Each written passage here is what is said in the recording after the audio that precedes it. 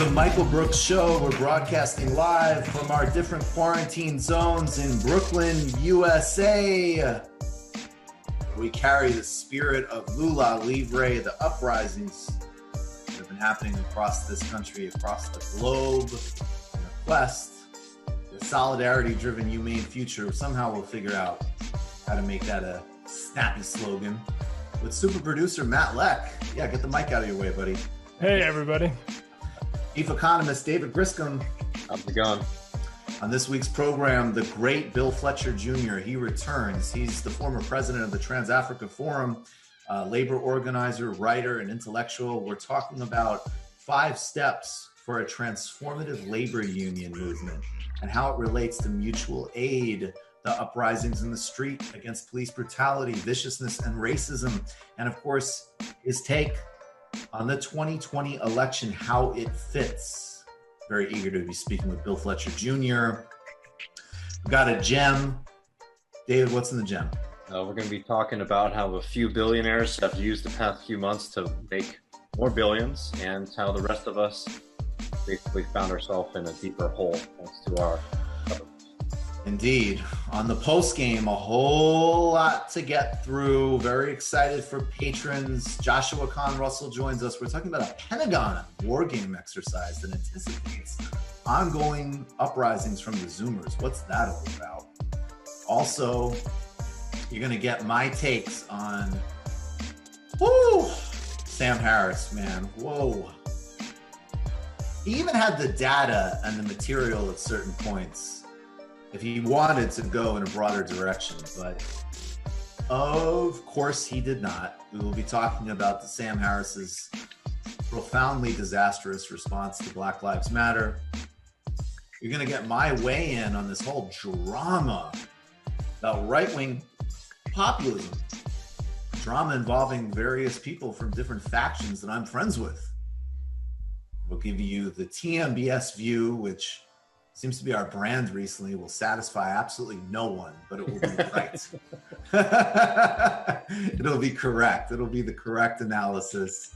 We're going to honor the memory of the great South African revolutionary Chris Hani. We're going to talk and play a clip of 1995 visit from Fidel Castro to Harlem. Make those links. The cosmopolitan global left. This project, Israel's annexation. We're getting into the details of it. And why is white fragility? It's not just annoying and stupid. It's a profound problem and undermining of where we need to go. All that and much, much more on the Michael Brooks Show. But first, guys, we need to save the United States Postal Service, the post office, that amazing institution that I believe we learned from Marissa Barara-Darin. It predates pretty much every other major American institution, potentially even the Constitution, if I recall correctly. Correct me if I'm wrong, that one's on the fly, so I do apologize, but I think that is true. And I would listen back to our conversation on the enormous potential of postal banking for social justice.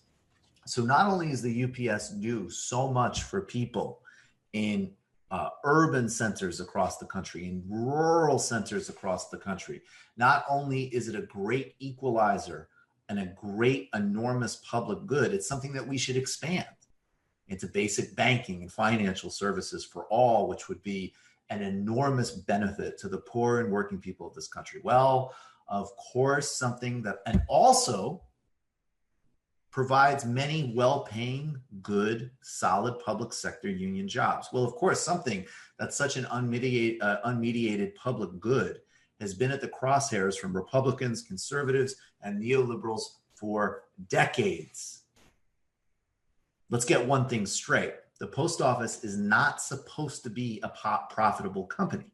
It was developed to ensure that Americans could send mail and receive mail wherever they live, and at that, it succeeds in an incredible way.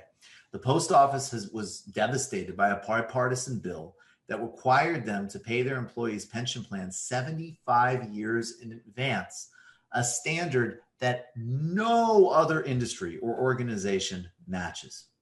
This is part of an ongoing war against workers' pensions in general, but is especially cruel given the structural difficulty with the post office meeting these requirements while it fulfills all of its daily national obligations. It's created conditions of forced austerity where post offices have been forced into selling its most valuable and appealing offices to real estate speculators. Corporations like Amazon have profited immensely from the post office's cheap rates and the most important fact that the USPS will deliver to remote areas across the country. And of course, there's a clear political argument here. Pure and simple, the Trump administration and the Republican Party that it embodies wants to gut the post office, not only because of a long-term anti-labor, austerity-driven, and often profoundly racialized war. It wants to prevent vote by mail. This has been the conspiracy theory, the ranting that you've heard from Trump and other Republicans, which of course not only fits with, again, a longer, decades-long effort, culminating in, among other things, the 2013 Roberts Court gutting of the Voting Rights Act. This also fits with the specific frenzy and paranoia Trump has as his poll numbers sink and vote by mail is an absolutely necessary safety measure in the midst of a pandemic, which the Trump administration accelerated through its absolutely grotesque, reckless stupidity. It is an ideological crusade and a very profitable one as well. Privatization, like with all other primitive accumulation of public resources, can provide a great bang for the buck of private speculators. And let's go into more detail about how it's an attack on American organized labor. The American Postal Workers Union, which represents over 200,000 UPS workers, undoubtedly this is an attempt to smash that very same union. Over 600,000 Americans work for UPS. The company provides well-paid jobs at a higher rate than the private sector, and it has been an opportunity for working class Americans to live with fairer wages than in the private sector. And again, when we go back to Touré Reed's excellent book, which everybody please read, Towards Freedom, The Case Against Race Reductionism by Touré Reed, he talks about, among many other things, the structural and discriminatory policies targeted at African Americans that blocked their ability to thrive out of New Deal era and other middle-class building government programs, which is the reason that there was the creation of a broad middle class, not entrepreneurship or work ethics, but policy. The UPS, and it's not, of course, up to meeting the overall trends of deindustrialization, austerity, and upward shifts of wealth, but it has been an outpost of that very same power accumulation for labor and wealth accumulation for working people of all backgrounds, including those people of color who were discriminated against in earlier formations. The UPS is under attack.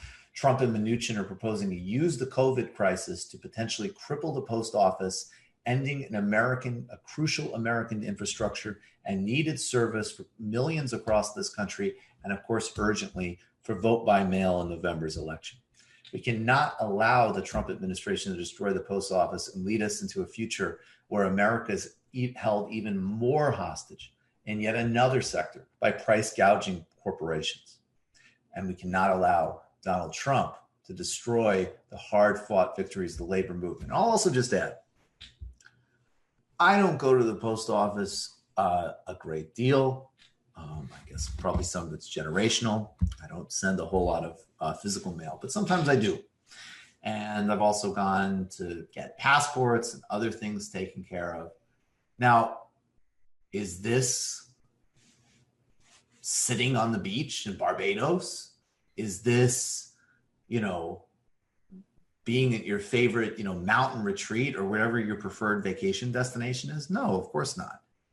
But the people who work at the post office are unfailingly, profoundly helpful, hugely giving of their time, and responsive to a whole set of needs that one might need, that they can provide. That is their job. I'm sure, like in every other experience you have of any kind of bureaucracy, public or private, experiences vary. But this myth that somehow the post office is populated by unhelpful people who just want to make your day an aggravation, think very consciously about who that myth benefits and what that myth was based on, particularly the racial and gender aspects of that myth. It's bullshit. We need to fight to protect the union and fight to protect the Postal Service. It's an extraordinary daily contribution for Americans. Everyone's prices will get up. Mail will not reach certain areas, and the integrity of this election will be in doubt if there is not postal voting. I think that it's not a surprising target for the right wing, but it's one that we really shouldn't allow any space for. And it's so frustrating to realize that the Democrats have been so cowardly on this for a long time that they've allowed, these artificial forces like the ridiculous bipartisan bill to make them have to pay out their pensions in advance. And, that created such a problem for the USPS that they've had to sell off a lot of their properties, which were public goods, which belong to all of us. And we're supposed to be symbols and monuments to the community, and now we're held by private real estate companies or some horrible WeWork loft, etc. Right? I mean, it's really a war on a kind of common ownership of part of society that is something that we really need to be expanding, not having to fight against, being retracted. And postal banking is something that could be very powerful. I mean, I'm just thinking about myself when I used to work as a bartender, I'd get paid in cash, and I didn't have a bank near me or anything like that. So I'd go to the post office after the day after work. Usually I'd get out at 3 a.m. But, in the morning, and I'd get a money order from the post office, which was cheaper than going to 7-Eleven or anything else because they were charging so much money for that service. Post office, I can't remember what it was, something like $1. And that was, to me, as at that period of time, like a very low income American, was a crucial financial service because it allowed me to have access to debit cards and all those other things. Like the post office plays a very important role, and its role should be expanded. I mean, it's so frustrating to be in this situation. Absolutely. So this is something, again, it's a core fight. And it actually illustrating the importance of the post office is coming from an unlikely source here. I'd be sitting here going, I'm for government. You know what I mean? Like it really operated in a slim way. But the government doesn't do anything good. Right. Name one problem you could possibly have in your life, Joe Rogan, that you'd be like, get the government to solve this. Do they do the post office well? No. What do they do well? They do the post office pretty good, actually. But guess what? If the post office closed tomorrow, it would be all right. You'd still get mail. Amazon would pick. No, it wouldn't. Amazon would pick that up. Through UPS, it would cost a lot more. It wouldn't, though. Competition would start kicking in, and between UPS and FedEx and Amazon and drones and blah blah blah, and DHL, they'd all start. It would probably drop prices because right now we've just got this artificial thing that sits there that then allows them to price according to that. But if you drop that, why is the government in that business anymore? I have 3 chickens. I've really done the Joe Rogan lifestyle here over the last couple of years. So I have 3 chickens right now. I'm going to give you a good UPS story. We ordered them. They were born in August on a Monday in Cleveland. They hatched that day. They threw them in a box with a little hole, USPS, and they showed up at my door in LA on a Tuesday. Pretty good. The USPS has been doing that for about 100 years. It's the only way you can do it, by the way. You can't order chickens through any other method. Oh, is it just USPS? Yeah. So actually, I was giving the USPS credit there because my chickens all arrived live. Yeah, they send them through chicks. Yeah. That's the only way you're buying these live chicks. That's the way you get them. You get them through the U.S. Postal Service. But you don't get them through. It's so good, honestly. It's the greatest exchange on podcast history. That one really holds up. I can't play it. Maybe we'll play it later. I just felt bad for the guy, but there's this clip floating around of Dave Rubin basically being like, first of all, and Matt, did you get my text? Nope. Thanks, man. Just, maybe just a couple minutes behind. But I just want to say, so one, to be fair to Dave Rubin, when people ask me something like, hey, will you go on the Joe Budden podcast or something? It's like, of course. Like, I think Joe Budden's an amazing podcaster. And I go on Rogan too, for that matter, obviously. I haven't been asked. So these are like, when people ask, it's funny when, it's like, yeah, of course, I would go on a massive platform. Yes. But so Ruben got one of these questions. And like, hey, are you going to go on Rogan to promote your new book? And he's just like, hey, I haven't been asked. I mean, essentially, we've been begging and have gotten no response. Yeah. And again, I don't know what's going on with me. I don't want to be too much, but I'm dealing with a lot of stuff inside myself, struggling with some depression, some other things. I'll leave it at that. So maybe I'm growing softer or something. I found the complete and utter negation of self to be slightly uncomfortable, but it was funny. I have Definitely funny. Okay, we're just going to do this. Okay, yeah. I can't tease it like that if we're not going to do it. Yeah. But remember, while you're taking in all this dessert, fight to save the damn post office, people. Yes, that's real politics. That's real shit. We only save Dave Rubin Duncan for, important causes like saving the post office. That's right. All right. This is, do we have it, Dave Rubin? Will I go on Rogan's podcast? I asked him, and our PR people asked him about a bajillion times to go on for my book. We did not get a response as far as I know, so I don't know what happened there. A little weird for me to say that publicly. I don't know what happened. Will I go on Rogan's podcast? Okay, yes.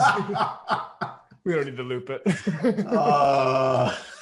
Boy. That's so uncomfortable, man.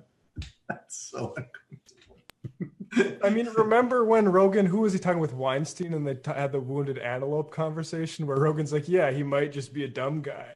Right. How do you have him on literally? These IDW dudes were criticizing us for essentially what's the ableism or whatever.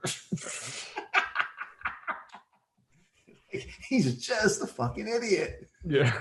Leave him alone. I'm kind of inclined to agree, actually. I mean, it's sad to write a book called "Don't Burn This Book" and have zero people actually have any interest in burning it. No one burned it. It's totally fine.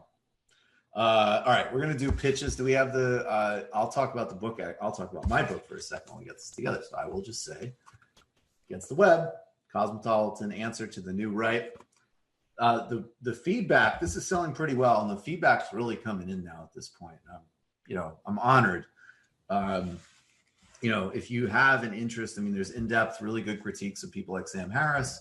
Buy it at Red Emma's, which is worker cooperative in Baltimore, and buy plenty of books from them. I mean, this is a really, really great place to put your money. Please do not buy it on Amazon. In this last chapter, Beyond the IDW, where I outline this Cosmopolitan Socialist Project, which I feel like needs to be renamed. But I know that this model of global material conditions that link everybody, and then the universal aspirations that link everybody too, but grounded in genuinely global sources, east, west, north, south, every single living tradition. This is a kind of serious, grounded solidarity and generous humanism that I'm all about, and I think we need. I think is a serious intervention at this point. So I think this is a good book, and I definitely think the concluding chapter really has some insights and important stuff for this time. And we're going to be elaborating in future projects, including this fall. We're going to just self-publish a TMBS guide to the main themes of this show: Adolf Reed and anti-essentialism, internationalism, strategy, and a couple of other areas. All right. Do we have TMBS? And I will just say, guys, really quick, this is, not the priority, but if you want to, YouTube is not good for independent creators at the moment. And in fact, we're going to next week, we're going to start streaming this on all platforms, on more doing simultaneous streams on places like Twitter. But if you have it and you want to, smash the like button, hit us with a super chat. Two other things. I'll talk about the close for a second, and then you guys will talk about the most important thing, which is Patreon up. But let's get to TMBS.fm, where we have a new store. We have a new catalog ready. Really excited about these shirts. They're made in the United States. Mostly, if not all, at a Teamster factory. Got the Sankara, the No Coup. Maybe click on the Sankara. Got that.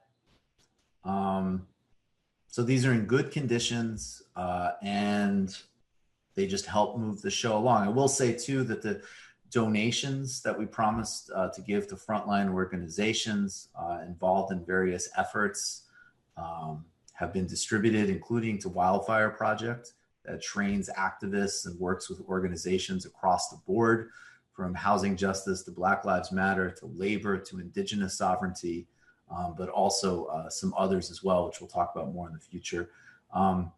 Guys, these are really fun shirts. I like them. I'm proud of the designs, and this helps the show. This is really important to have as many revenue sources right now, particularly while we're still not doing live shows. And we're going to keep restocking them. So go get your pre-sales now, and we'll ship those out in about 3 or 4 weeks. All right, guys, patreon.com/TMBS. Yeah, I mean, if you can, I know things are tight for some folks, but also some folks are getting by and are able to help support projects like ours. And, the support that we get on Patreon, it really has allowed us to grow and build out this show. And it also allows us, as we're talking about different revenue streams, one, making sure that we're able to have like a broad base of collaborators, but it also allows us to produce content that can address the serious questions that need answered in our society right now, without relying, for example, on making, gossip videos and stuff like that on YouTube, right? We're really able to do smart commentary because we're not attached to a kind of a corporate model that is basically, they just try to make everything, super clippable, super mindless content. And we're able to escape from that because we have this great support from everybody. So, on Patreon, you really get, almost triple the content. You get the post games, which are essentially like a whole extra show. We do a lot more jumping into different like topical issues. We have incredible guests like Ben Burgess usually, and all of our other friends. And, we also do our extra shows on Sundays. And I would just suggest, like, one of my favorite ones that we've done recently was with Paul O'Connell on Brexit. It's like learning the right lessons from Brexit. I think that was a conversation that was not had in a lot of other places. And I think we still really need to learn those lessons. But we're able to host those kind of conversations on TMBS. Yeah, I was just going to mention, you mentioned the post games, and I was just scrolling back through the back catalog, and we always are lucky to have Ben and Joshua Kahn regularly grace us, and Artesia regularly too. But we also get regulars from like Richard Wolff and Milton Alamati, like just on multiple different post games, just hanging out with us. We'll have Joshua again tonight, and Bill is entered the waiting room also. All right, so guys, go and Patreon up. We're holding really strong. Last couple of weeks were really bad. And again, it's mostly because, it's hitting people. So if you're in a position where you can join us, now is definitely the time, patreon.com/TMBS. And if you need a deal, let us know, and we will continue to grow. We're so tantalizingly close to our first 4,000 members. And we'll keep putting out all of the work we do.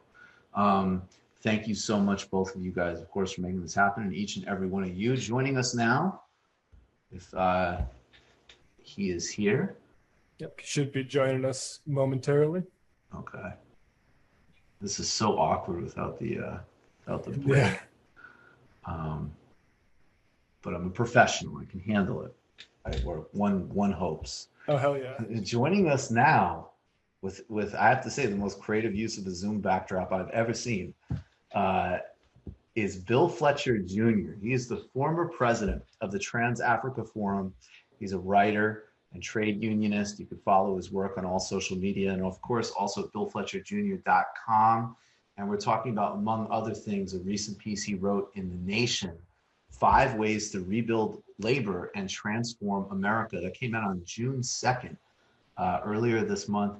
Bill, thank you so much for returning. Michael, it is a pleasure, and you have a beard. I do. Yeah. Wow. All right.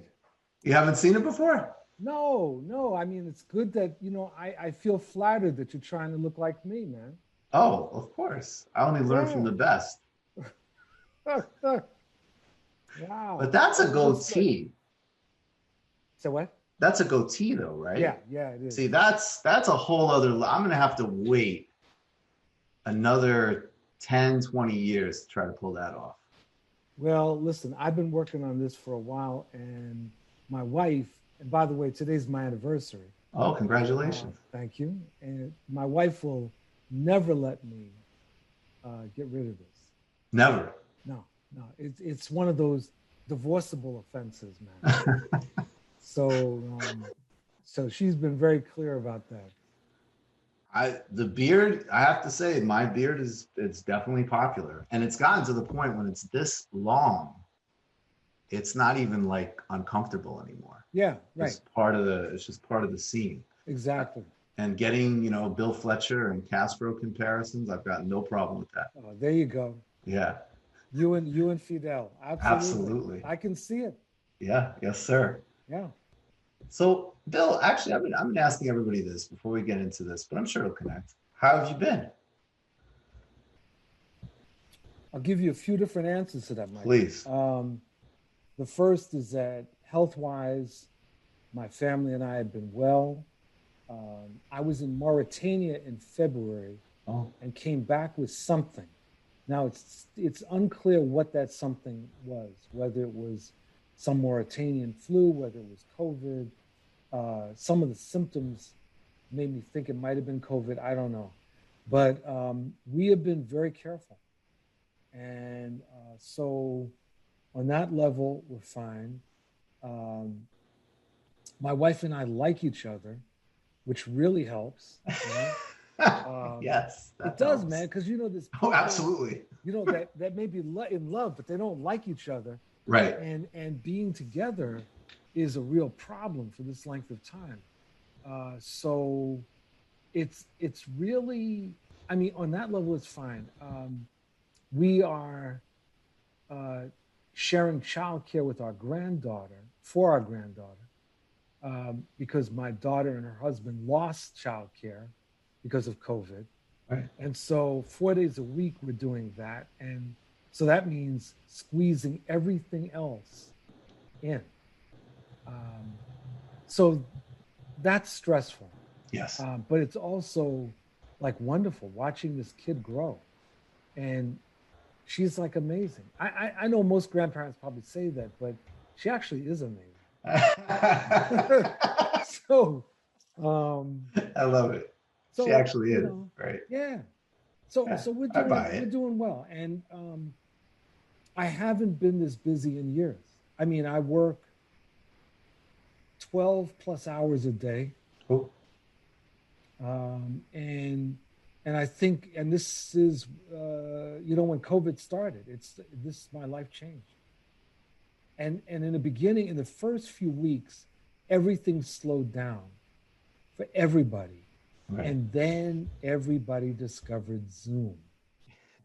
And all of a sudden, man, it's like, there's this like assumption that you can do, that you don't have to do anything else. So you just get on Zoom and do a meeting. Right. And I'm going like meeting after meeting after meeting after meeting. Oh, I hope you're getting a break from that, because that over Zoom time is not good. It's not. Even though, I find myself, Michael, thinking about in 1978, I was, my wife and I, we weren't married at the time. We were living together. We were in Boston. And that was when there was the very famous snowstorm that shut down the whole state. And people were trapped at home. And that was part of what convinced my wife and I to get married, because we were stuck in the house for a week. And we were sorry when they started digging us out, But a lot of my coworkers, I was working in the shipyard at the time, and man, they were so glad to get back to the shipyard. They were burrowing through the ice to get back to the shipyard. It was amazing. But I found myself thinking about what would have happened if this plague had hit in 1978, and it would have been a very, very different situation, because I think that there would have been a lot of suicides. Well, I think there have been, but probably more. Yeah. Yeah. And it would have been much more difficult, but it's still very difficult. And what I find very troubling are the people that really don't get, they're still into some level of denial. And, you know, I'm walking around, we go for walks. We try to go for walks. Well, we used to go every day. But with our granddaughter, it's more complicated. But we go several times a week. And we're like amazed at how many people don't wear masks. What do you think accounts for that? We'll get to the topics we're going to cover. And this does connect. What do you think? What is the connection between denial and escapism and this sort of identity of being somebody who doesn't believe in this? If that makes sense. So I think you've identified the right categories. I think that there are people who politically identify with Trump and really do believe that those of us who wear masks are chumps. Right. I think that there's also a scientific misunderstanding that a lot of people have where they think that wearing a mask is about protecting them as opposed to it's protecting other people. So when Fauci and others have talked about it's really your patriotic duty to wear a mask, that resonates for me because you're basically saying you're looking out for other people. But I think that there is really some level of scientific misunderstanding. I think the other thing, Michael, is that if people were dying in the streets, like in 1919, or rotting away in their homes and you could smell the stench, I think there would probably be a different reaction.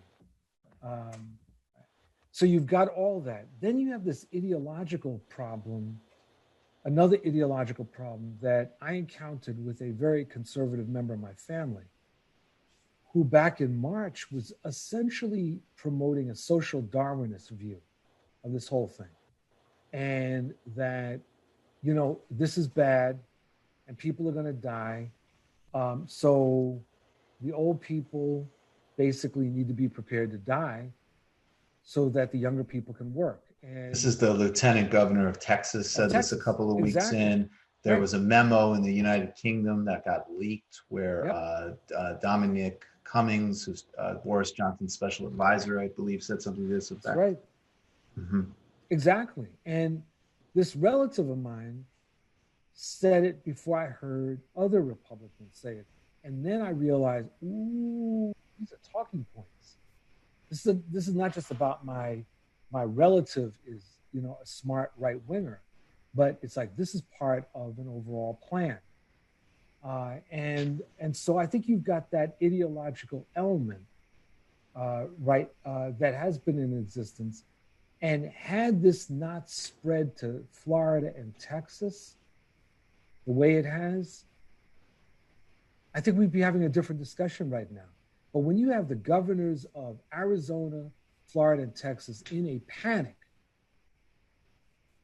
we're in a different world, man. You know, Matt Leck, one of the guys on the team with me, said in the prep before, and I might be butchering it, but he said something to the effect of, you know, it's a lot easier to deny something before your dad has died. Right. Or your friend has died. And, you know, that's what's happening now in those states. And it's, you know, it's what happened in Brazil with Bolsonaro, you know, basically with a really accelerated version of that process. So can you connect that to, and I want to make a distinction. Mm-hmm. I think people on the left, I really do think of, especially maybe because I do see a lot of a certain type of toxicity and absolutism on social media. So I think that some of the people initially that were complaining about the reopen, I think there was a small amount of them that we at least had to entertain the notion that this was a misdirected, there's no proper safety, you know, social provision. So we literally need to work because there isn't a proper social provision. Rent is not being frozen and so on. And I thought it was very important to not just do the kind of coastal liberal, you guys are idiots thing. Right. And so I made that point. I took some flack for that. Now, at the same time, I see other people who are my brethren, you know, everything that is anti-establishment is good. Not seeing that those reopen protests quickly devolved. Maybe they always were, but there was a complexity to them. You could read quotes from people saying, I can't pay the bill on my truck. I don't know what these people expect me to do. Right. Quickly, completely subsumed by the armed terrorism at the Michigan State Legislature, the reactionary conspiracism, and then again, the link that the Trump tweet was very coordinated with it, the money from the DeVos family. And so I'm wondering if you could elaborate, as somebody who really understands social movement and formation, and I think is very good at making these kinds of distinctions so we could, frankly, not forget everybody's humanity at a certain level and think about potential alliances.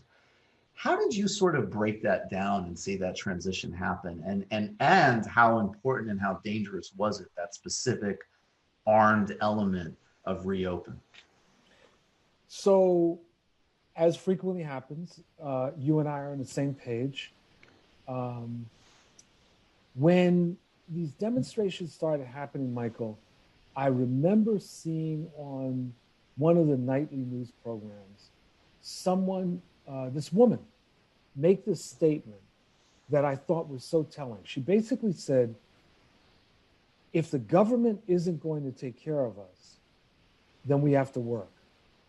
And I have given a number of speeches and talks since then, and I said, what she said was completely rational. And the thing is that for us on the left, we needed to have a response to that, which some people did, which was to point out that, as Bernie Sanders did, that the government did need to be taking care of people.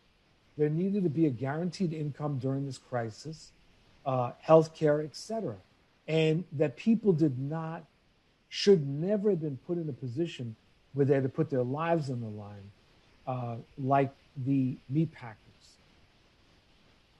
and many of these retail workers. So I think your instincts were right. And some people on the left got it and other people didn't. What subsequently happened was part of the machinations of the right and of Trump supporters, where they saw this as an opportunity to do a neo-Tea Party. In some ways, I'd call it an armed Tea Party. And they flaunted the law and were trying to make a series of points, including one about the November elections, i.e. that they are ready for the November elections. And so the problem on our side is that we've got to understand that the right-wing populists do have this armed wing. The right-wing populists can be very influential to the extent to which they give people a target and they mobilize people. But they also can be influential because of their appeal to irrationalism. And so what changed a lot of this was the murder of George Floyd. And may he rest in peace. But the movement that emerged after that really it reminded me, Michael, of the impact of Occupy. That, up until Occupy, you had the sort of predominance of the Tea Party. Then all of a sudden, Occupy changed the entire discourse. And I think that we're seeing a lot of that right now, that these protests and rebellions have changed discourse in ways that are frankly quite remarkable. When you look at the great percentage of support, well over 50%. I mean, numbers that I've seen up like 70% of people supporting the protesters. So, so I think that you have that. But the other thing is, had this pandemic declined, I think that Trump would have been trying to take a victory lap right now. Definitely. And would have used this movement as a way of emphasizing his whole notion that all of these attacks on him that have been hoaxes. He's not going to be able to do that. I mean, even if things improve within the next month, there is something, the way he has handled this crisis has not simply been criminal, it's been beyond lunatic in proportion. Everybody, I'll plug it again.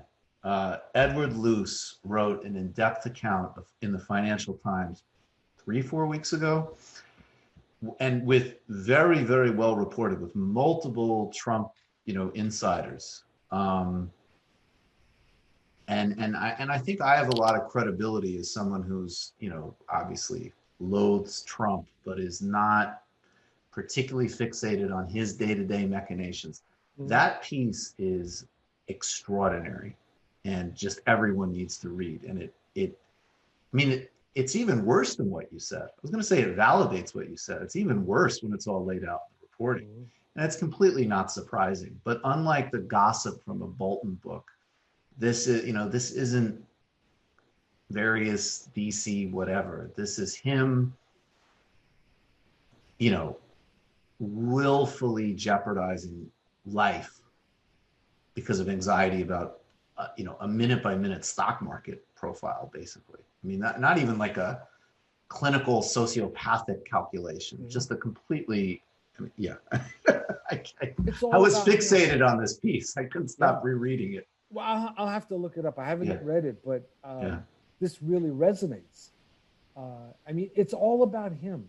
This is one sick puppy, man. And we have not seen anything like this,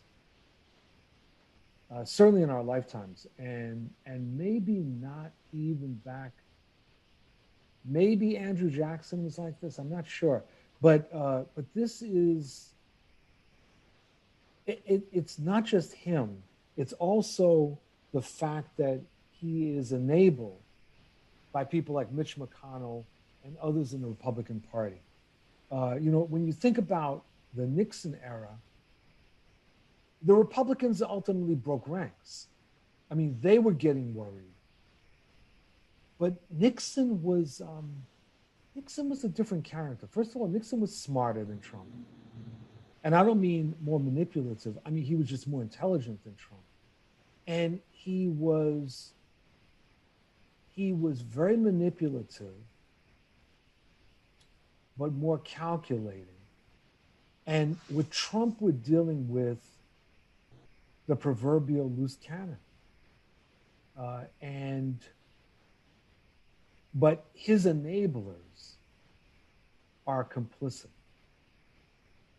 and should never be forgiven for this. Yeah, I think actually I want to pivot back to the protests and this labor agenda, but let's talk about 2020 and the election a bit first. I really think it's very important that everybody read a book called Democracy in Chains by Nancy MacLean. Yes. That really explains why from my perspective, and I want, I'll just throw all this out for you to respond to. Mm-hmm. I think that one of the unfortunate places we're in right now is that even though there's different examples, like some aspects of these protests, which are phenomenal and amazing, I would say many aspects of the Bernie campaign and some of the races that are being won, mm-hmm. I think the left over anticipates its strength. I think it's still very much in formation. Mm-hmm. And I think that the Democratic Party certainly is very firmly under the control of a non-left formation. Correct. And at the same, so I sympathize with people's frustration with the Democratic Party, but the distinction that I would make is that if we all accepted on some level that the only way of even attempting to right the relationship between capital and labor is going to involve some type of seriously revitalized labor movement for the 21st century, the policy blueprint, if you read McLean's book and you see Mitch McConnell through that filter, will make that bureaucratically and logistically impossible. And because we're in a world that I'm sorry to say, we're not in Cuba in the late 50s, we're not in Russia in 1917, we're going to need to use these levers. And the project is to really close those levers full stop. So I guess I'd like you to reflect on that, and maybe, because I think you do a very good job. Again, it's not even just the is it Trump or not Trump dichotomy. It's properly contextualizing Trump. In this case, in the broader Republican trajectory, that shows us that Mitch McConnell could have never stepped in to stop him, because that's not where the party is. Correct. So I'm going to respond to this in perhaps a strange way, Michael. A lot of left and progressive people have fixated on the threat of fascism. And they've looked at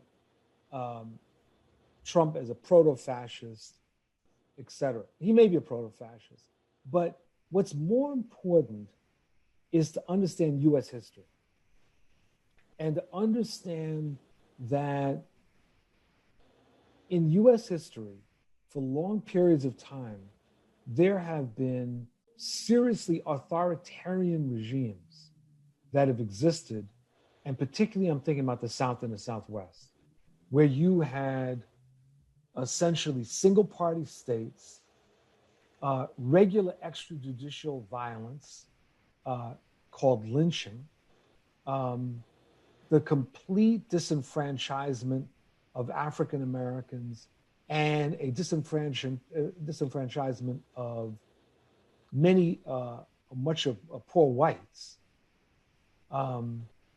The domination of corporations, particularly in the South, of the textile industry. You don't have to go to Germany. You don't have to go to Italy to see the way that authoritarianism plays itself out. And one of the things that Nancy McLean is raising in that book is helping people to understand that we're not in a Tweedledee, Tweedledum situation, that there are segments of the right that have they're not simply authoritarian, they have, in some cases, a very radical agenda to what I call overthrow the 20th century. They want to reverse everything that has been won since roughly 1912. And that's their agenda. The movement that Trump represents is part of that. There are also religious forces on the right. And so when we're looking at the November elections, the mistake that many people make is that they think of the elections more or less like American Idol, that you're looking at individuals who are running and you're talking about their strengths and weaknesses, whereas what we're really running against is a social movement. There is a right-wing populist movement within which there are neo-fascists who are armed. Their objective is not simply to win, but to destroy everything that we have won. And then there's some elements like the Koch brothers, or now it's just one brother, who have an objective of a constitutional convention. Right. Right. And this is very dangerous because it's not only, it's also foreclosing on any wins in the future. Right. Right. Exactly. I mean, the discussions about a constitutional convention basically began in connection with taxation and the idea of a flat tax. And you had these right-wing forces that said, we're not going to win this in Congress, so we need to build up our base in order to move a constitutional convention. But over time, these forces started to expand their agenda in terms of what they wanted to do with the constitutional convention. And what everyone needs to understand is that there's been only one federal constitutional convention in U.S. history. That was in 1787. Should there be another one, all bets are off. We have no idea what would happen. But one thing that you can definitely say is that if we come out of such a convention with a United Theocratic States of America, it's not like you can go to the Supreme Court to challenge that, because the bottom line is the Constitution would have been changed. So what we're looking at is it's very, very dire, which goes to the question about labor, because labor as a social movement, including but not limited to unions, is what I continue to believe the one movement that actually can draw from different demographics and present an alternative vision and an alternative force. But it's a movement that is very fragmented right now. So, and this actually, there's sort of, let's just put a button on that. So with regards to the election, I think the argument in the debate that I'm much more in the sort of cynical camp in is that I think in 2016, I felt much more comfortable saying, okay, Bernie really opened up some space here. We'll see. I think in 2020, I think there's numerous lessons. And you know, some of this didn't come out of nowhere for me. I always thought it was going to be Bernie or Biden. And I think the appeal of Biden is, again, it's not my candidate, but I would encourage people watching this kind of content to sort of, you know, well, not literally stick their head out right now because of the pandemic, but talk to more people. And even if a lot of people don't necessarily love the guy, I mean, first of all, you might find some people that like the guy, and you'll also find plenty of people that just want things to calm down, period. That is their exclusive focus. And I think that some people, though, are confusing the necessity of getting Trump out of office, which I just don't question. I'm sorry. It's just not debatable to me. The guy needs to be defeated. With a sort of Pollyannish version of how things are progressing in the Democratic Party, which leaves out some huge gaps in terms of how power still works. And you know what, if I could just add as an addendum on this, I'd also really like, and I think this also really implicates the directionality of the protests as well. How quick do serious material, and I would say following Cornel West, just democratic demands. You need to have a democratic, you know, there cannot be paramilitary organizations that just terrorize communities because of their race or class position. That's a very elemental democratic demand. How quickly does that turn into, you know, corporate brand initiatives? Woke nonsense, the Democratic leadership's coming to America moment. And so that we don't confuse, we're real about the state of the Democratic Party, even as we need to defeat Trump. And we don't confuse, I guess for lack of a better term, I wish I could think of something better, but I don't have time, symbolic for substantive progress. That's right. Yeah. So again, we're in agreement. I think that when you have a weak left, and when that weak left, also part of its weakness is the lack of an institutional presence in the form of organizations. What happens when you have a spontaneous eruption is that the demands of that spontaneous eruption are going to be interpreted by whoever is in the best position to interpret them. So if that is the owners of the Major League Baseball teams who want to now say Black Lives Matter, if it's Nike, they will start to do that.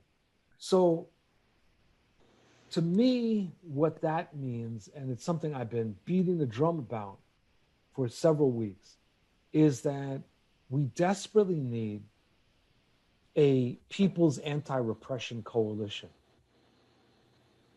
We need something at the national level that brings together various organizations, new and old, with a clear stand against troops being deployed in our cities, a demilitarization, reorganization, rethinking of law enforcement, justice for those who have been lynched, and anti-austerity. And I would add to that voting rights. Yes. And that we need that kind of formation that basically takes the demands that are emerging out of the spontaneous movement. Because, it's like, I'm tired of these debates about what does defund the police mean and what does abolish the police mean.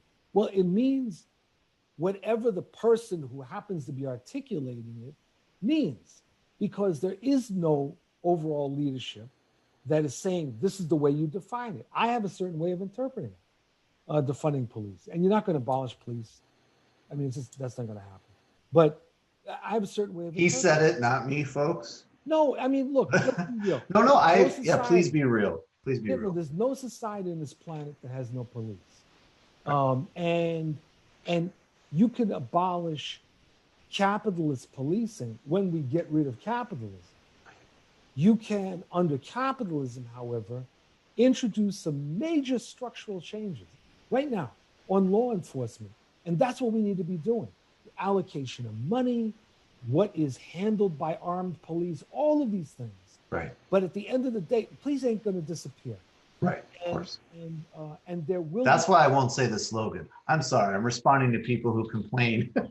No, that's why I won't say the slogan. Thank you. Go ahead. No, I mean, look, Michael, I've gotten into arguments with people. My daughter was held up at gunpoint by someone a few years ago. Who was I going to call? Ghostbusters? I mean, like, who was going to handle this, right? A gun is pointed at her, which could have been used. What do? Argue that person politically? I mean, the reality is that there's going to be crime. There are kids that are being killed regularly in armed battles between gangs, right? So we got to do something about that. Now, part of that is about social work. Part of that is about community organizing, right?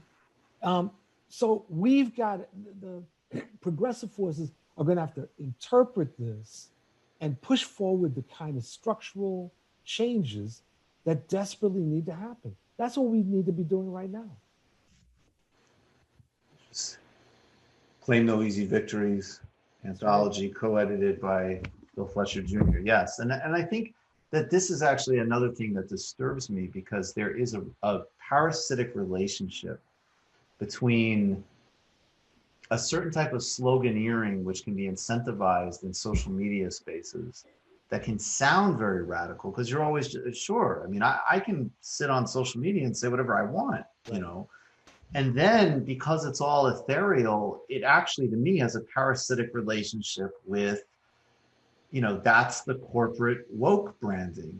That's the same thing. Anybody can adopt any discursive strategy. But even, I had on Cedric Johnson a couple of weeks ago, and we had a great conversation, which included the race and class and geographic dimensions of this. And then the other really sickening paradox that my friend, Waz first brought to me, which is like, part of the experience of racist policing is constant harassment about nonsense and in certain neighborhoods. And then actually, frankly, a deep lack of interest in solving serious crimes.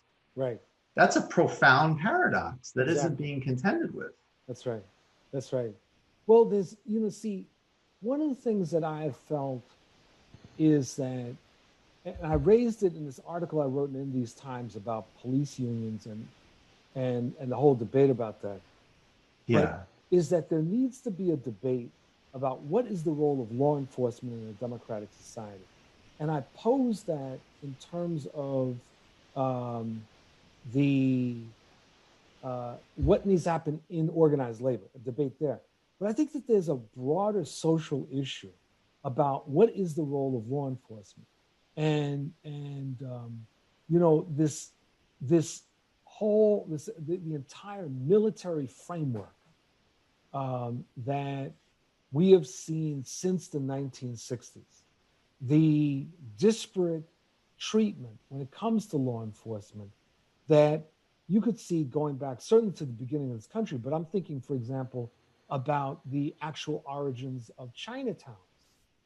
That Chinatowns and the long association in the mainstream media of Chinatowns with crime was a direct result of white society segregating Chinese into these ghettos and permitting certain kinds of criminal activity to exist there, particularly criminal activity that white men could participate in and then go back to their white wives and pretend like everything was cool, right? And so you've had this very different relationship to law enforcement that I think needs to be discussed at the level of society.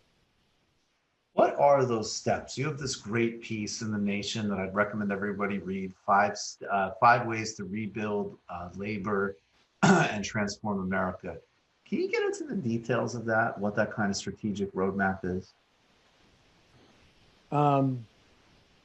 Well, there's getting into that roadmap, and then there's actually implementing it.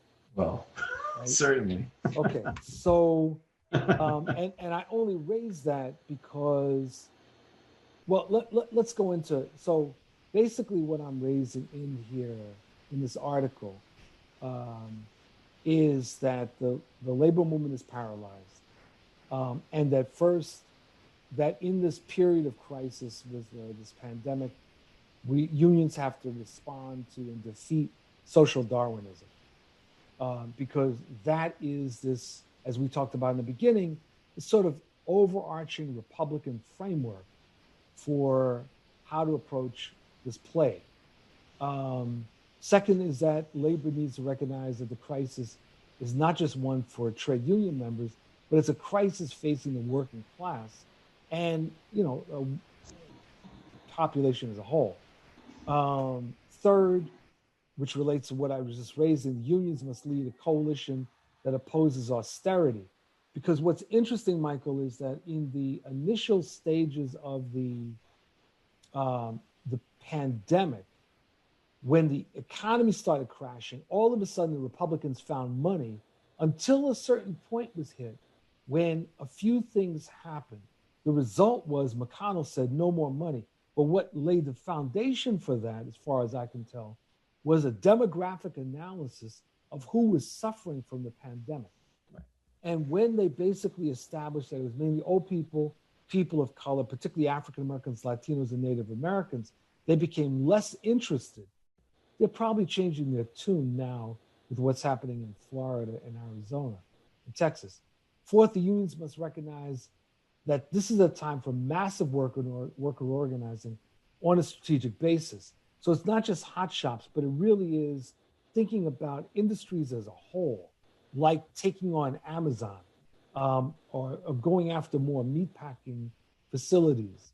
And that fifth is that we've got to organize the unemployed. That when you have the kind of record numbers of unemployed people, one of the great lessons of the 20th century is that there's two segments of the population that you can't afford to leave unorganized. One of veterans and the second of the unemployed. Because if you do, the right wing will organize them. And they can become literally an army at the behest of the right.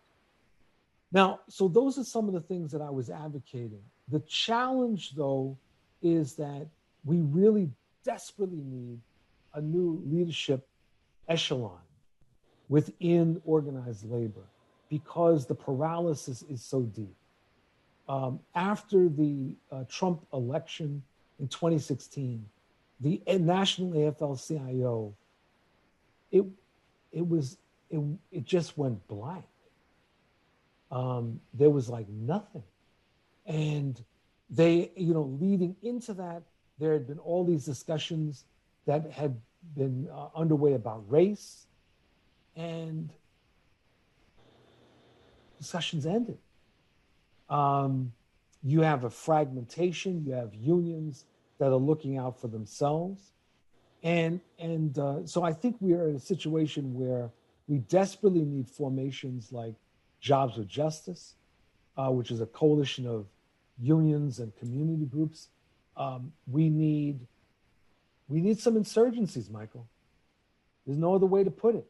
We need to toss up, we need to send into retirement a lot of these leaders because they really are not getting that this is a different moment. It's not like you can wait for the pendulum. Because here's the other thing. This assumption that many people seem to have that an election of Biden, should he be elected, that the pendulum will go back the other way. No, we should learn from what happened under Obama. You know, that if there is insufficient pressure on these guys, they are going to go to their comfort level, just like Obama did, and try to appease these the forces on the right, and to appease corporate America, and to try to lead people to believe that there's a way of returning to so-called normality. It's not going to happen. And we on the left have to make sure that it doesn't happen. And that means from the day Biden is elected, if he's elected, that we have to be on his case like white on rice. You hear the dialectic, folks, between there's get rid of Trump and there's no Pollyanna scenario about changing poll numbers. So now we're all progressive or anything like that. There's a hell of a lot of work to do. I just want to really reiterate that. Yes. As a final question, I mean, actually, this is an easy one. I mean, do you think Biden will win? I know this I only bet on sure things, Michael. You should know me by now. I do. I know. I'm not asking you to take a bet, but I will. I mean, do you have? He has a very good chance. Yeah, very good chance. I think he has a very good chance, in part because Trump is unraveling. Right. Now, there's a number of things that could happen, including people could make the mistake they made in 2016 of assuming that Trump will be defeated and then stay home. A second thing that could happen are all kinds of electoral shenanigans. A third thing is that he might start a war. I mean, if he starts a war with Iran, for example, then you just don't know. This is one of those. Right. But I think at this point, I think Biden has a very good chance. And not only does Biden have a good chance, I think that there's a number of Republican senators that are in deep trouble. The map could be looking pretty. I think that's true. I think if trends hold, there's going to be a lot of Democratic victories, and then the challenge just becomes different. Then people can finally fight with all these horrible neoliberals and third wayers that they've been wanting to fight with for years. That's right. Well, they'll finally be in power. Well, listen, that's what you need to. You need to invite me back, because I think we should actually have a discussion about what that might look like. I'd love that. It's always an honor and pleasure to talk with you, and I look forward to many conversations and collaborations. And if you ever need anything from me, please let me know. And it's great fun to there's a group of whether it be Adolph Reed or you or Cornel West or even actually Noam Chomsky coming on the other week. It's an honor. Thank you. It's my pleasure. Thank you so much, Bill. Take care. Right. Be well. You too. Take care. Bye-bye. Bye. Folks, I didn't do the reference map, but I thought of Slotkin when we were talking about American history there.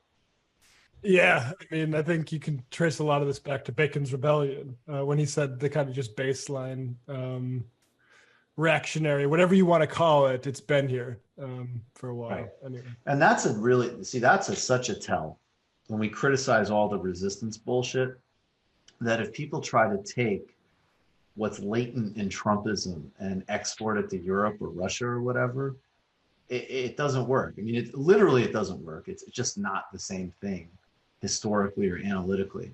But if you flip it, you ground it in Jim Crow as an example, you've got your blueprints. So that's one of the reasons I like talking with Bill Fletcher so much, is he just has a great historical groundedness to it. And I would check out all of Bill's work. It's very, very, very perceptive. Also, he's non-indulgent, which I like. No, but I do respect him rolling with the background. Oh yeah, totally. And he's got the super groovy background. I'm all for normalized and cool backgrounds. Normalized cool backgrounds. I think it's time to normalize the gem. Yeah. The Griscom. All right. So, we're in a pretty bizarre situation right now. Where every week it's sort of hard to tell the story of what's going on because there just really is so much happening. So I want to start with two numbers, a couple statistics, and then get into a larger story, which I've been sort of trying to tell, but I think we have a wider view of it now. The first would be, if you want an indicator of the serious desperation that's happening in the United States at the moment, it would be this, that the U.S. employment population ratio, right, plunged to 52.8% in May, which means that around 47.2% of Americans are jobless. Now, that's different from unemployment, but in a lot of ways, it's a better measure than unemployment because unemployment just measures people who are actively looking for jobs versus people who can't get work. And, let's, contextualize these a little bit. Basically like the labor force, like the people who they estimate like are able to work, is around 60% of the population. So this drop off is really significant in just the amount of people who have fallen out of the labor force completely. And you can understand the basic rationale for it. If you were to become unemployed or had been unemployed before the pandemic, you wouldn't really feel very confident about your ability to go out and get a job at this moment, right? So like it would be very unlikely that you'd be inquiring in the first place or get picked up by the United States system of how we measure unemployment in this country. Now, I wanted to bring this up to compare that to the personal fortunes of a few folks, primarily the billionaires. So since the beginning of the pandemic, the wealth of United States billionaires grew $584 billion, which is about 20% overall in growth. And just to put some of these, in perspective, Jeff Bezos, his personal wealth has grown 38.7%. So that's been around $43.8 billion for his, entire net worth. Bill Gates, 11.7%. Mark Zuckerberg has seen incredible growth throughout the past 3 months, something around 58.6% in his personal net worth. And, these aren't unique. This is the entire billionaire class that's done incredibly well over these past few months, while the rest of us have been so devastated. So there's been this really bizarre disconnect, right? As you see the employment numbers for the average person getting worse and worse, and then you see things like personal wealth of billionaires is growing. The stock market, has been very volatile, but you've also seen massive recoveries, especially recently. Why are there two different stories? And the fundamental, larger picture thing that I think people need to understand, it's simple. It's the Federal Reserve, which is at this point operating almost above the government. They are dictating the terms to Congress, and Congress, for the most part, is following through. So when they're asking for money, to be appropriated to them, they're getting those responses from the United States Congress in a way that we're just not seeing any kind of success in other federal organizations in dealing with this pandemic. And just remember, for example, after the financial crisis in 08, 09, what did they do during this mortgage crisis? Did they step in and protect the homeowners? No, they stepped in and they helped out the lenders. And what happened from that is when you see massive amount of foreclosures that could have been avoided, that should have been avoided, right? But you also saw a massive private squeeze where personal homes were turned into rental units across the board. You saw a massive business opportunity for a very small part of the population. And I highly suggest Robert Brenner has a piece in the New Left Review that just came out, and I believe it's unpaywalled, called Escalating Plunder, which really breaks down the Federal Reserve's actions over the past few months and how exceptional it is. But I really just wanted to, hit a couple of the points that he highlights on it. Fundamentally, what's happened over the past few months has been the Federal Reserve acting very aggressively. But one of the most consequential actions that the Federal Reserve has taken has been getting involved in the corporate bond market. So specifically, the Federal Reserve is the banker's bank. It's where banks go. It's not a bank that lends out to private corporations. Well, the Federal Reserve has fundamentally changed that dynamic over the past few months, and it's been buying corporate debt in primary and secondary markets. Now, just rewind a little while ago. Last year, we were talking about the explosion of corporate debt. Corporate debt existed on a massive scale in this country, one, because it was simple to do, because money was really cheap, and it was a kind of self-creating system. Because money was so cheap, it always just made more sense to borrow more money to pay off your debt, right? So then coronavirus comes in, and you start to see people get squeamish about, buying up debt because you don't think it's going to be repaid. Well, the Federal Reserve steps in and not only picks up a lot of it itself, but by basically stepping in such a large way, it sort of settled everyone's fears, because the Federal Reserve essentially was telling the business and investor and the corporate class of this country, no matter what, we will do everything that we can to make sure that your bottom line is okay. And remember that when we're talking about, these corporate bonds, there are two classes, which have a similar interest, but also have, opposition. One being the corporation itself, right? So the corporation needs to have, people buying their debt so that they continue to function, and also the lenders. And what the Federal Reserve really did was definitely helping out those corporations, but that super wealthy investor class, they really had their back, because if you started to see corporations go bankrupt, when they come to collect from those bankruptcies, those lenders, you would see corporations that have just been completely decimated, and most people understand are very overvalued in the first place. They actually don't have very much of value that they could, transfer over to that class. So we have this massive bubble that just has been reinflated essentially by the Federal Reserve, a double move basically to really entrench the system of debt that was really always going to create a problem sometime in the future. And now the Federal Reserve has basically taken this very strong position that has said that this is going to be the system for a very long time, and has massively expanded the role of the Federal Reserve in the private economy for the benefit of this small class of people. So we really are entering into a system where these the wealth of the few is still predicated on the exploitation of the many, but there's a buffer in between them that is the United States system, the Federal Reserve, now saying we're going to socialize the credit and your debt to make sure that you can withstand any shock. So that even if there are things that happen in the real economy and the productive economy, you will be sheltered from them, because we will step in and block that. I think that being said, it means that we have to be more radical and creative in our organizing. I think what Bill Fletcher Jr. was saying about, for example, starting to organize the unemployed is something that the first statistic that we said at the beginning is something that we need to be looking at, because those people are a part of that system. That's why a lot of these corporations, when they got this extra money, they just laid people off, because they were basically understanding that they could survive on the debt. And then if they didn't have to pay wages to people, they do better in the short run. The system is fundamentally broken, but it is being insulated by our collective government, something that should be working for us, by a system that should be working for the people in general. But we have two managers of a cartel system, the Democratic and the Republican Party, that are willing to do everything they can to maintain the exploitation of the many by the few.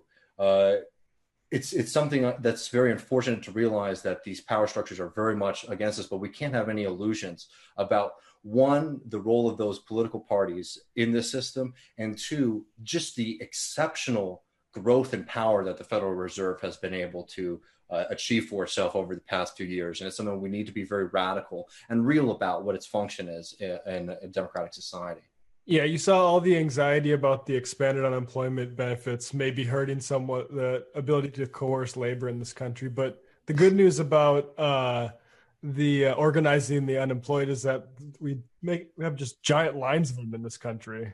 That was one of the most incredible images that we've seen in a long time. I mean, how can you look at that and say that we're not in a Great Depression right now? Yeah. I mean, it's clear. And the only difference between this and that original depression is now we have a very sophisticated system that is maintaining the privileges and the power of the wealthy and the elite. Yeah, I 100%. You guys are just right on the money. But that's one of the things that's very dangerous and concerning about the time we're in is that we can't think theologically, basically. Like, yes, like capitalism has revealed a lot of contradictions and even just a lot of trends that Marx predicted with a pretty extraordinary amount of precision. We can see these patterns.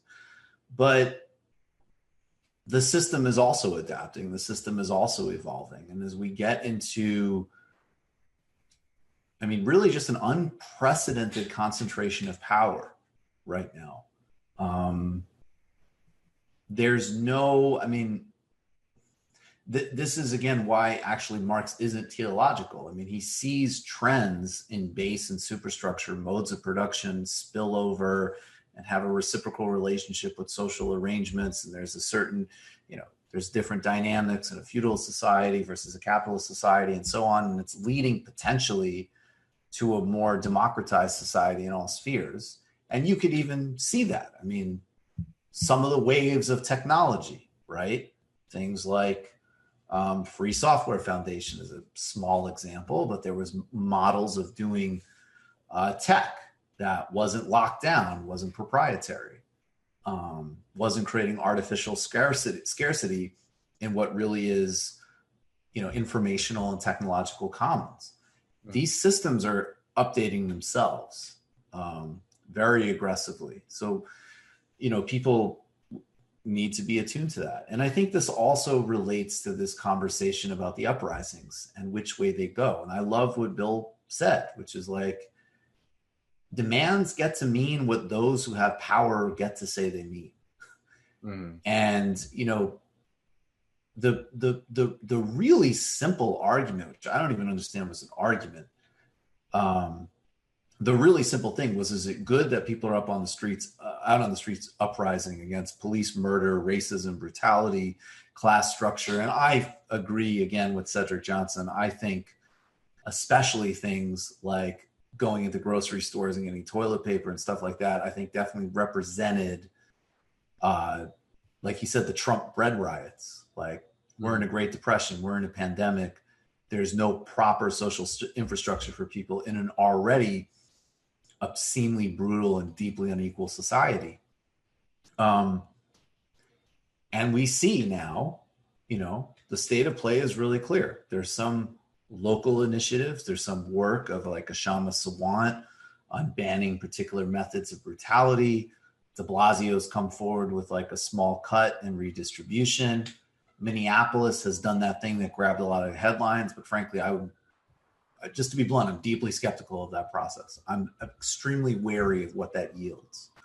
And then, and again, you see this, like if you're unfortunate enough to be on Twitter, you see this every second, a new dumb initiative from some, like this Golden Girls episode is pulled off, and an activist will quote tweet it and say, right, can we get to defunding the police, please? And, in the current political climate, the current economic climate, unfortunately, the answer is no, because that is not the governing consensus. And that's why you're, even seeing certain decisions, which are just austerity and budget cut decisions, all of a sudden framed as BLM decisions. And it's a complete grotesque bastardization of what people have risked their physical well-being for.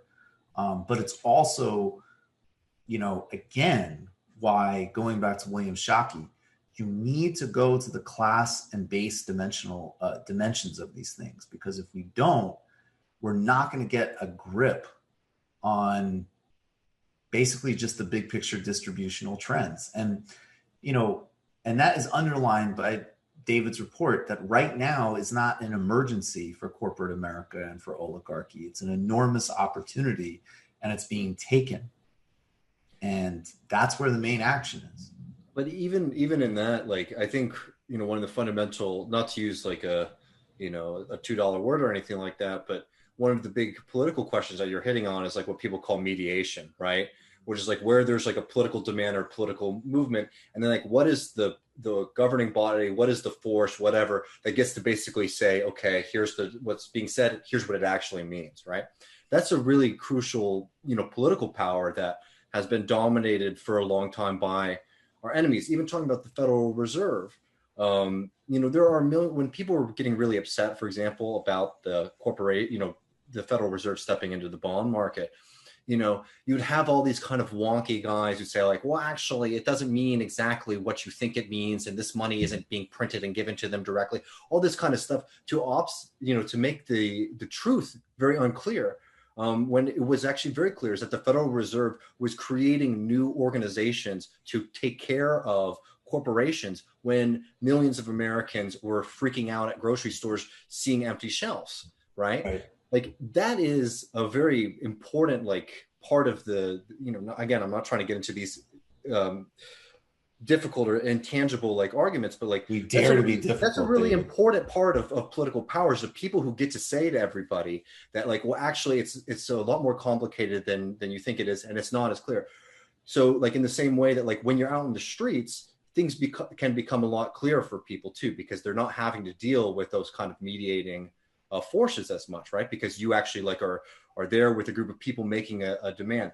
And the real difficulty and the frustrating thing about politics is basically getting consensus with those people in the streets and building those movements. I don't know. This is also why fall through the trap of going into well, everything's so complicated, and then we tie ourselves into knots of inaction, right? We're not saying that. What we're trying to say is that things are really complicated, and there's people who are trying to make them. There are people who are trying to misinform you and basically distract you from the political realities around us. And there's a lot of actions that are symbolic or easy to achieve that they're trying to funnel these political energies into, and we also need to be wary of those. Absolutely. And another big distinction, actually, while I'm saying these two things, can someone find Keir Starmer talking about BLM? It should be all over Twitter, because it's exactly what you're talking about, David. Mm-hmm. But just to follow up on that, this is actually another really good reason, going back to Matt Christman's critique of social media, which is completely correct, which is that the clarity of, look, the problem is I don't want to just fetishize and valorize action for action's sake either. But yes, you can't understand what's happening with the uprisings unless you go to the uprising.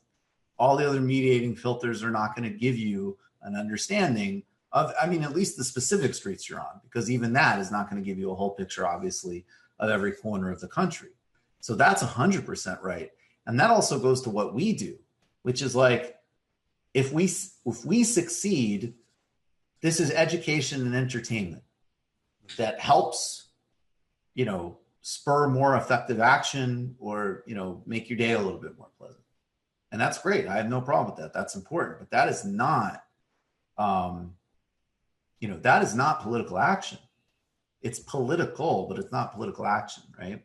Mm-hmm. And then the second thing I would say too, and this is where, again, this is where we have to get back to our Adolf Reed. The symbolism is very, very, the identitarian components can be absorbed immediately and redirected. Mm-hmm.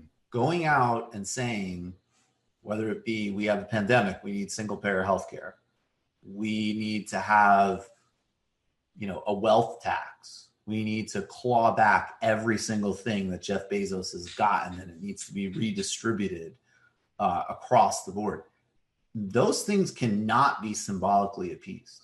Mm-hmm. And that's very important just to note in terms of the terrain. Material distribution cannot be symbolically appeased. Mm-hmm. And that is also, because that you're getting into the fundamental conflict between labor and capital.